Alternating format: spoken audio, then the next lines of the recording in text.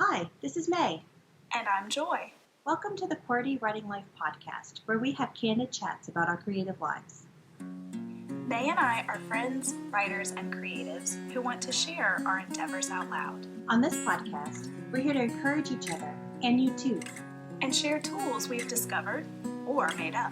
So you can follow your passions with a little support. So grab your tea or your coffee, and let's get started.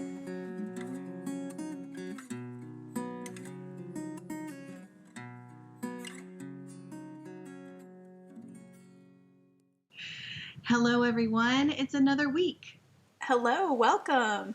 And today we're going to talk about learning from our creative ideals. But before we do that, let's talk about our creative weeks. Joy, what did you do?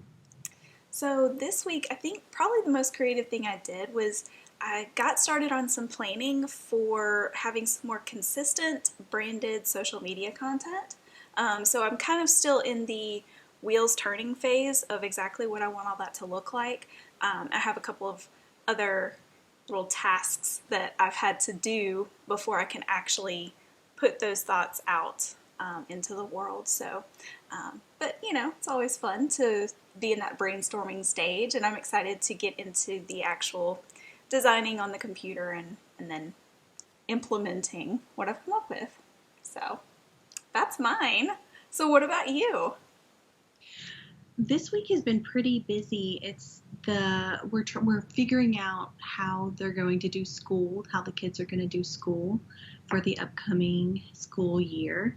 And so we've been preparing for that, finishing up their registration, ordering uniforms and school supplies and that sort of thing.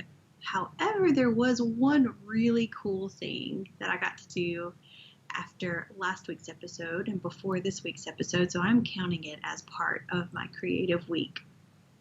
But Brent, my husband, had a friend who had a birthday, and for his birthday, he invited Brent and I to come shoot at a gun range.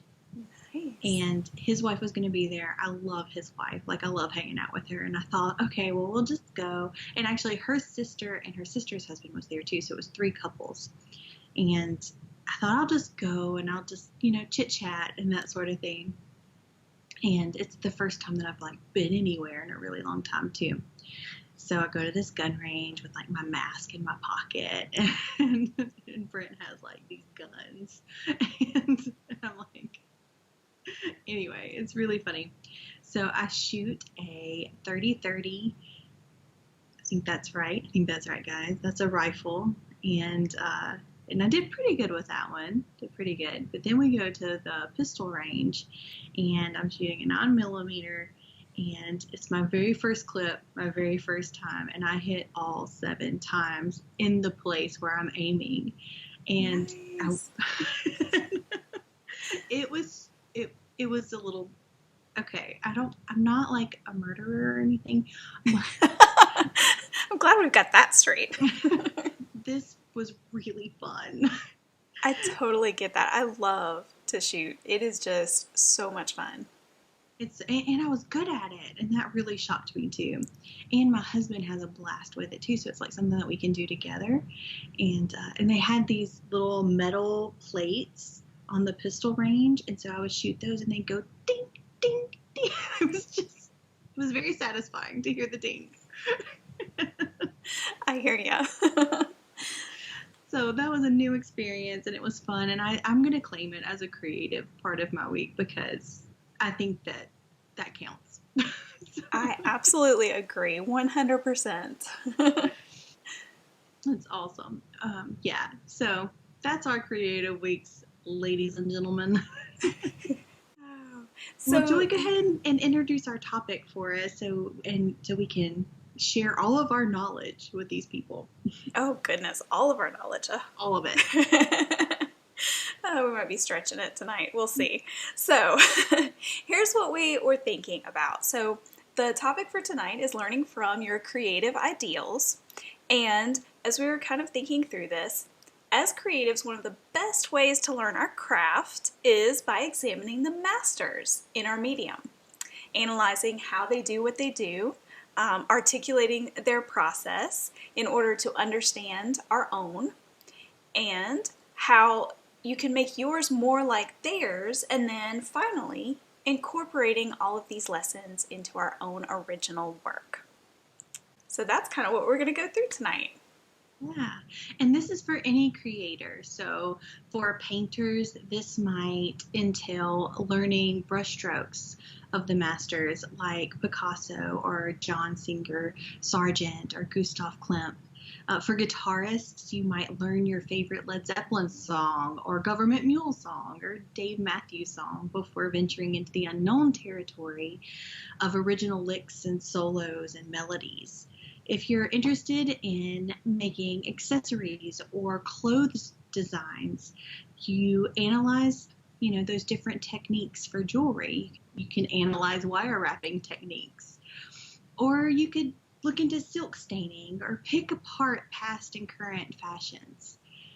That's a really cool idea. I love hearing all these different things with the different creative mediums and how we can use this same concept for all these different things. So for us as writers, this means examining the masters of our craft. And to be perfectly honest, we talked about this a little bit before we started recording tonight about how this includes analyzing every book and short story we read, even the stinkers, as I'll call them. Because, lessons exist in every written work as long as we take the time to look for them.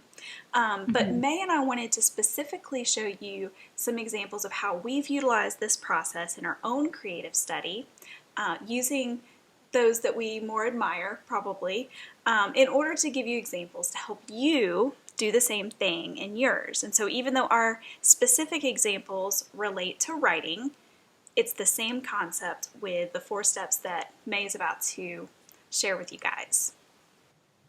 So when Joy and I were talking about this topic, I showed her my book, actually this book right here, Christina Lauren, The Honey Don't List. I almost forgot the title of it. It's crazy.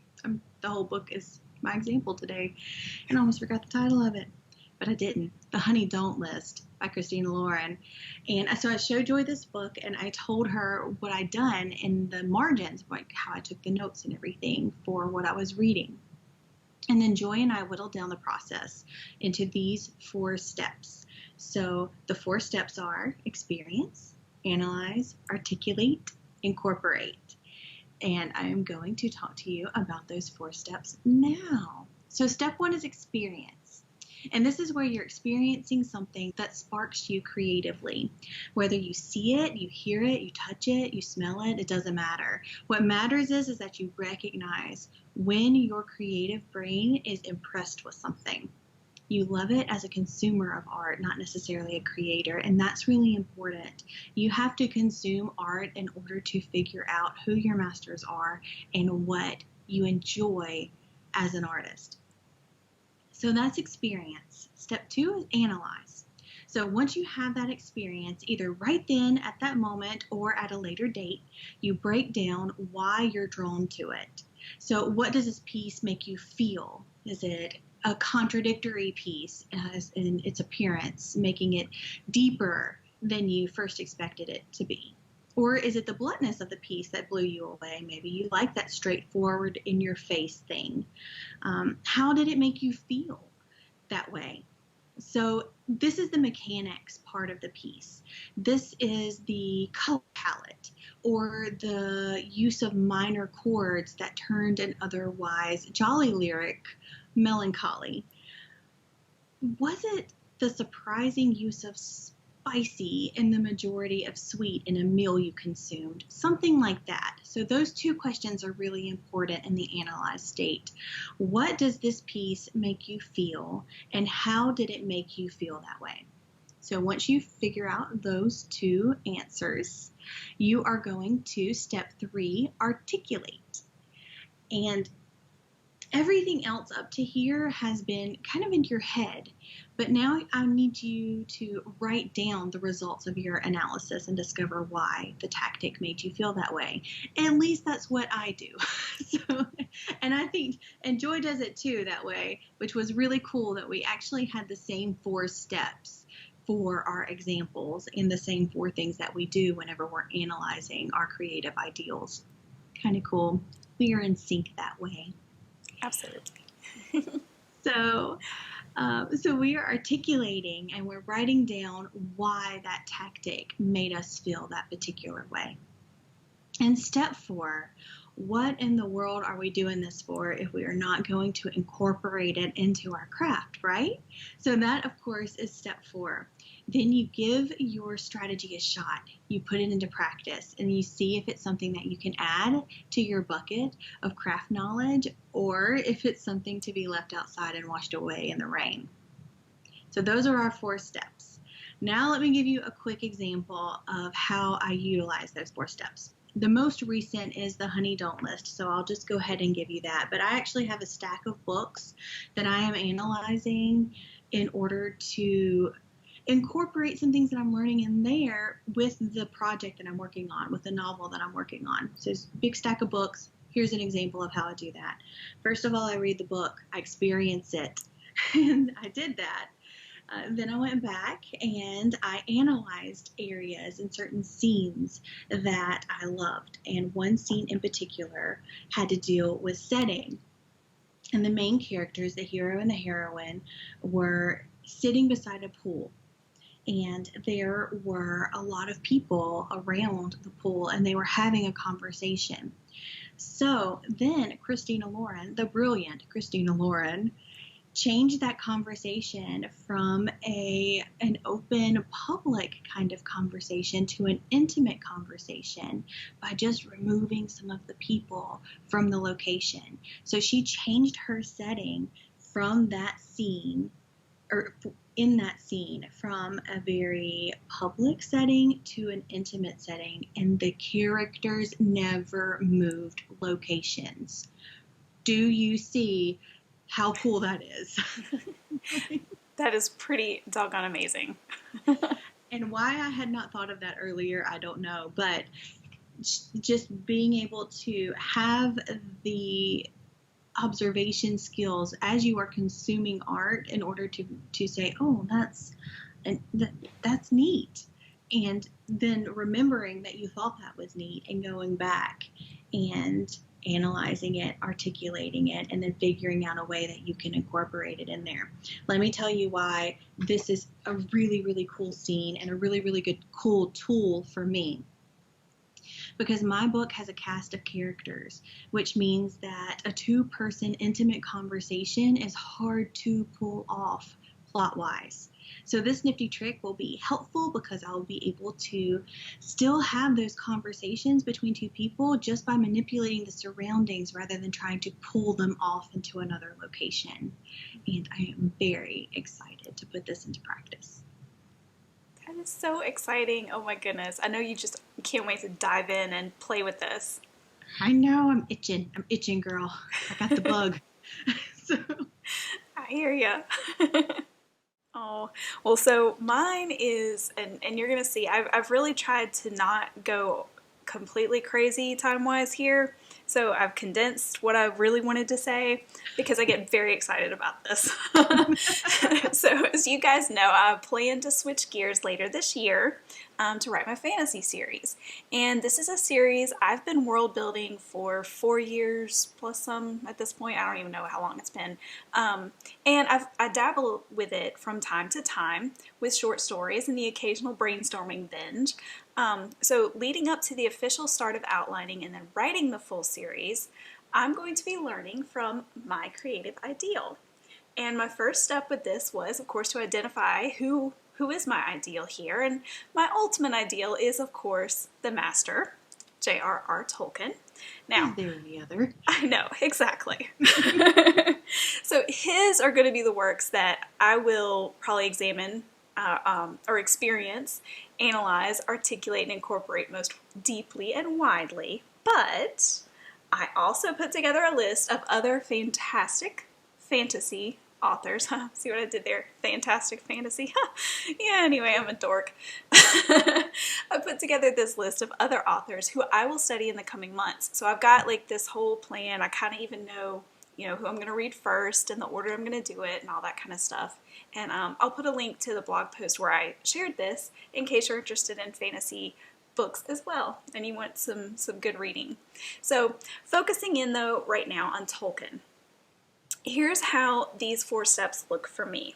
So I have many of Tolkien's published works, including a lot of his posthumously published ones, many of which include extensive editor's notes from his son, Christopher Tolkien. Now, while I have read The Silmarillion, The Hobbit, the trilogy, all those things, I've read them before, I plan to begin with them because now I will be reading them again, not just as a fan, as a consumer, like you talked about, but now I'm going to be reading them very intentionally to learn. So I'm excited to do that. I'll also be digging deeper into Christopher Tolkien's notes, and I'm going to tell you more on that in just a minute, how that kind of plays into everything. I'm also planning on studying his works that explain his central ones, so he's got like this whole giant volume of the history of Middle-earth and many of his lectures and things like that. So that's kind of my plan as far as the experience side of it, what I've already experienced and what I plan to experience moving forward. For the analyze part, all right, so this here, Tolkien's works are really one of the easiest examples of this because his son added much of the analysis into some of these more recent publications. And those notes that I was mentioning a moment ago go in depth about how his father reached certain conclusions and made certain character decisions.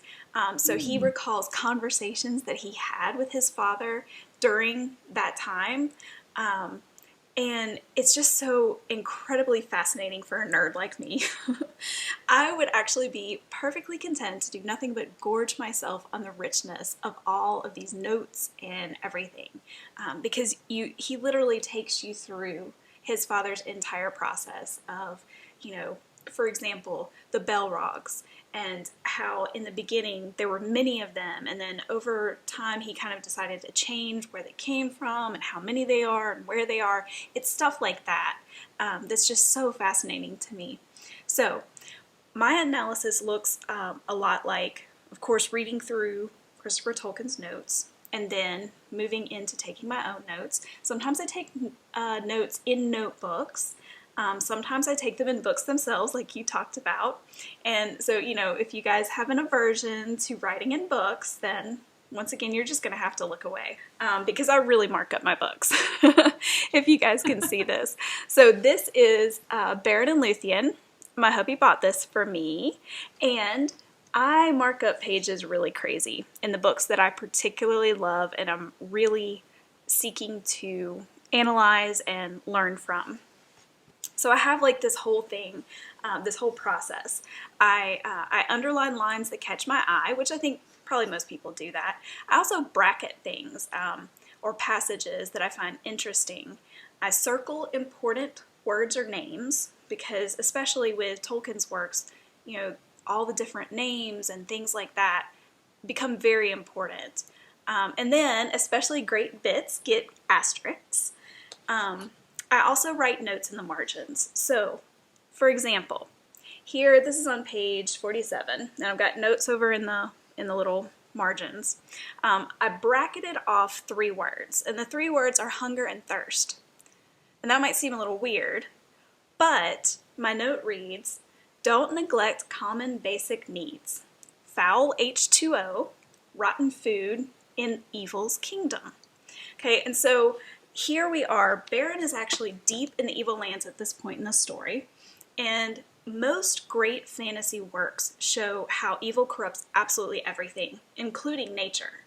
And so I had previously marked some places in here where Tolkien worked in really showing the effects of evil in this world, and this is something that I don't want to forget as I build my own world. So, through this process of active learning through reading, I'm also developing the ability to articulate what I need to do, how I need to do it, and even more as I'm gathering examples of those things. So another example that really comes in is through Tolkien's translation of Beowulf. And this is another one that his son put together and did a lot of the editing and included a ton of notes. Tolkien was, of course, a master linguist, which is one of the many things that I greatly admire about him.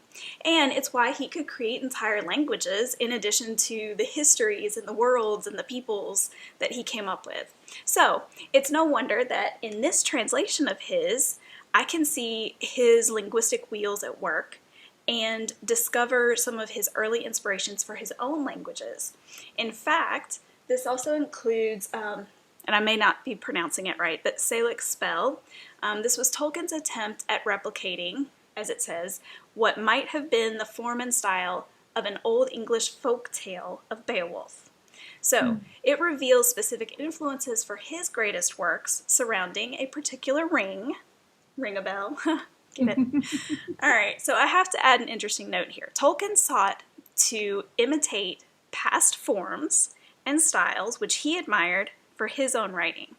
And one way I do this now, in addition to this study and the way that we've been talking about this all night, is to copy one of his greatest works, and that's the Silmarillion. So I read this tip somewhere, and I really wish I could remember where I read it, and I'm sure more than one person has suggested this, but to copy the writing of an author you admire and desire to emulate. So each morning for quite some time, I would begin my day with a routine that included like 5 to 15 minutes of copying from the Silmarillion. So I'm not currently doing that, but I'm going to pick that back up when I switch, my train of thought from the Southern literary fiction to the fantasy. So one final place that I look for analysis and the following articulation is in nonfiction. And I think maybe sometimes this gets overlooked, but this can either be nonfiction written by the author that we're examining or about that author. This book, this is The Fellowship, The Literary Lives of the Inklings. This book quite literally shot the flames of my literary passions to the skies back in 2017. It was from this book that I got the 2 words that became my blog name and then my press name. It opened my eyes to the depths of inspiration and imagination and to a picture of the growth and development of authors. So it follows the Inklings, Tolkien, Lewis, and the others, Charles William, Owen Barfield, and there were others too who kind of came and went in that group of writers. I gained further inspiration for building my own world and even languages here, since philology was a common bond amongst the Inklings. They were all about the languages.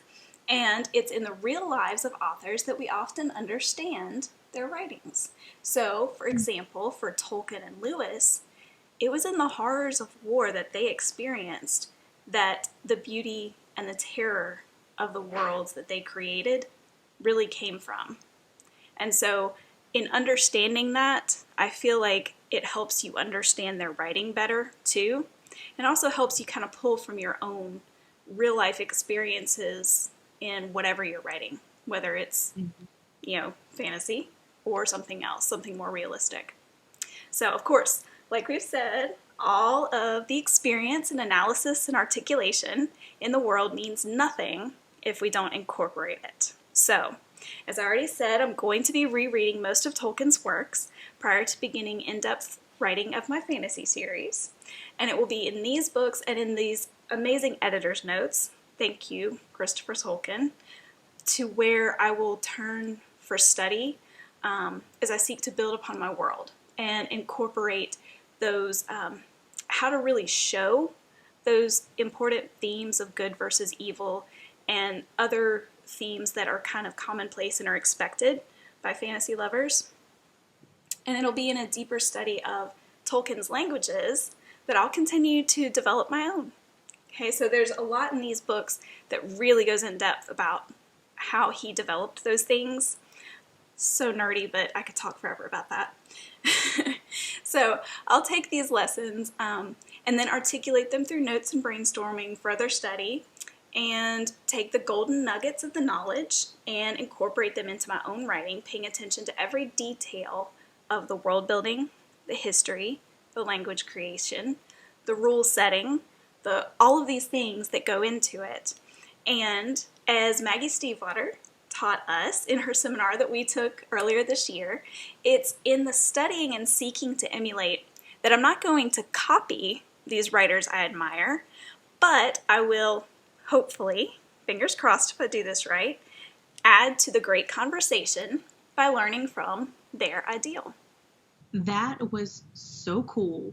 I am reeling from everything that you just said and all of the details and everything that you put together to share with us tonight. That was so amazing. And I love how you brought in the Maggie Stiefvater portion of that, because it's perfect for this topic.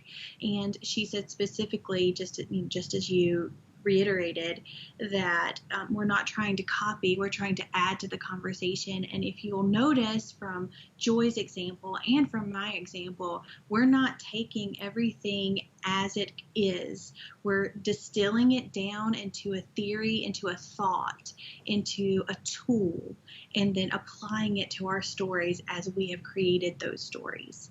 So they're not a carbon copy of our masters or our ideals. They're not carbon copies. They're something other than that. And it's so cool how you found out that Tolkien did the same exact thing.